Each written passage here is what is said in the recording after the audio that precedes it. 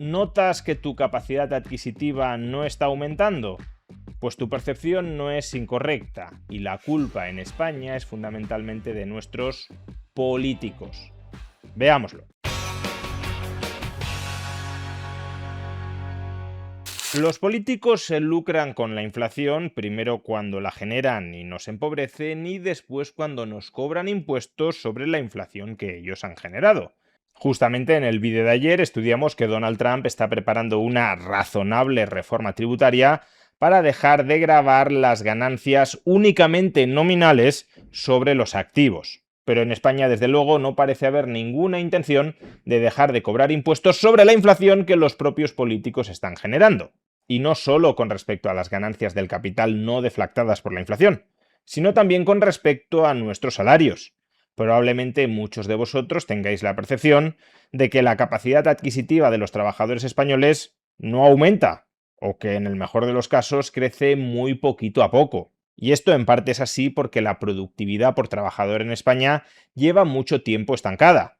Por tanto, no hay un elevado margen para aumentar de manera sostenida los salarios. Pero que en el conjunto de la economía la productividad por trabajador no esté aumentando, no significa que no pueda estar haciéndolo en muchos sectores de la economía. Y por tanto, en esos muchos sectores de la economía sí deberíamos estar viendo ganancias sostenidas de poder adquisitivo entre sus trabajadores.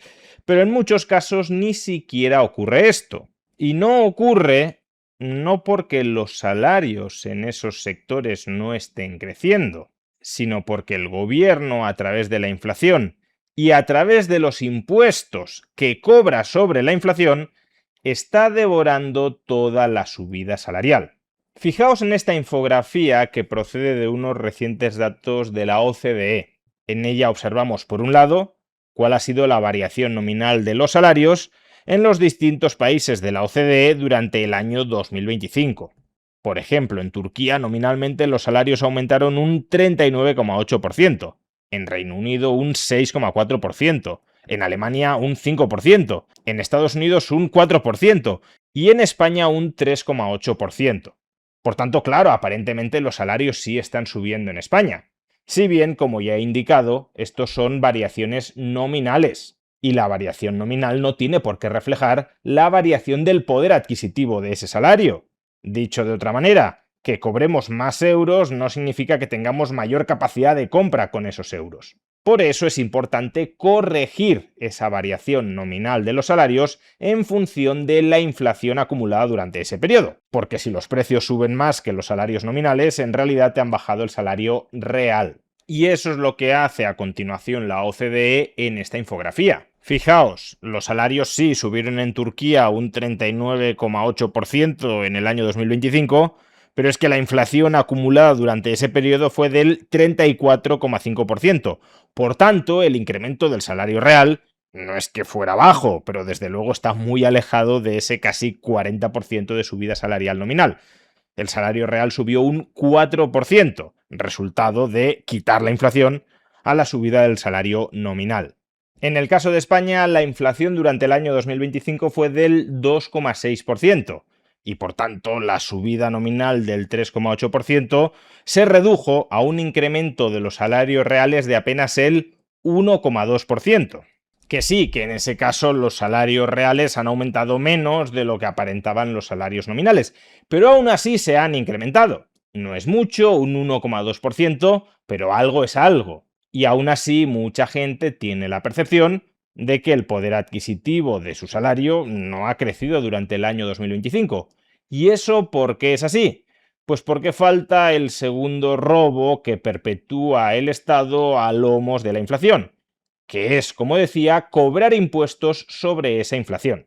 Cuando vuestro salario aumenta nominalmente, desde el punto de vista del sistema tributario y más en particular del IRPF, vosotros os habéis vuelto más acaudalados. Vuestra capacidad económica se ha incrementado porque estáis ingresando mes a mes una mayor cantidad nominal de dinero.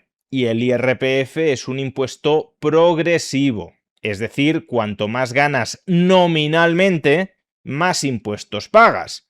Cuanto más ganas nominalmente, menos beneficios fiscales recibes.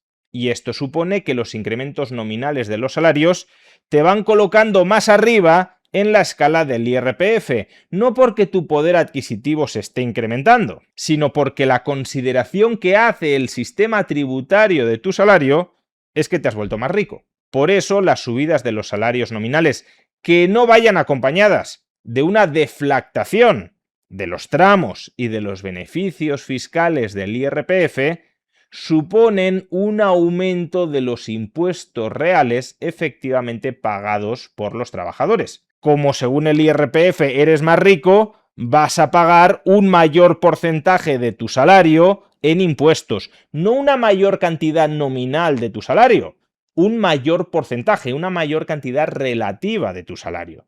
Esto no es más que una subida encubierta de impuestos sobre los trabajadores aprovechando la inflación. ¿Y qué sucede cuando en España tenemos en cuenta esta subida encubierta del IRPF gracias a la inflación? Pues lo podemos ver en esta tabla de la OCDE. La carga tributaria del IRPF sobre nuestras nóminas se incrementó en promedio, claro, durante el año 2025 en un 1,5%. Es decir, que el salario real promedio aumentó un 1,2%, y el gravamen promedio sobre el salario que le tenemos que entregar al Estado se acrecentó en un 1,5%. Imaginad que cobro 1.000 euros y me suben ese salario mensual a 1.038 euros. Esa es la subida nominal de mi salario.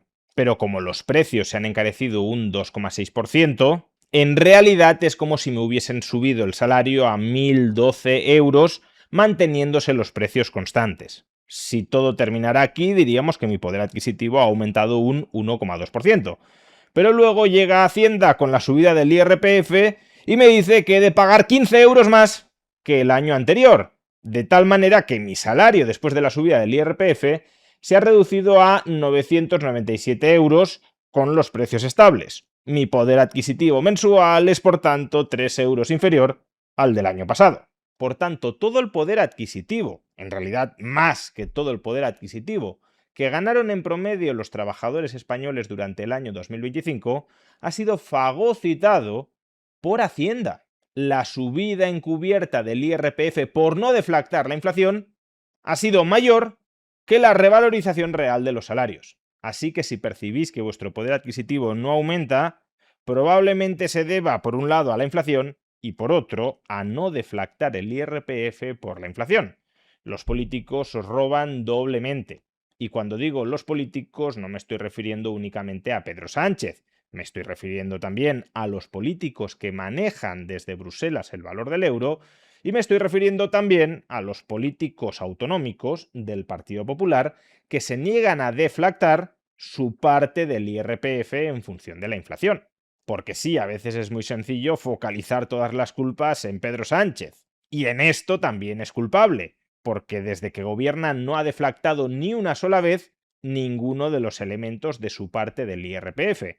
Pero Pedro Sánchez no es responsable ni de la inflación, eso es un fenómeno del euro, y tampoco es responsable de la parte autonómica del IRPF. Así que las responsabilidades de vuestro empobrecimiento o de vuestro estancamiento son compartidas entre toda la casta política nacional y bruselense.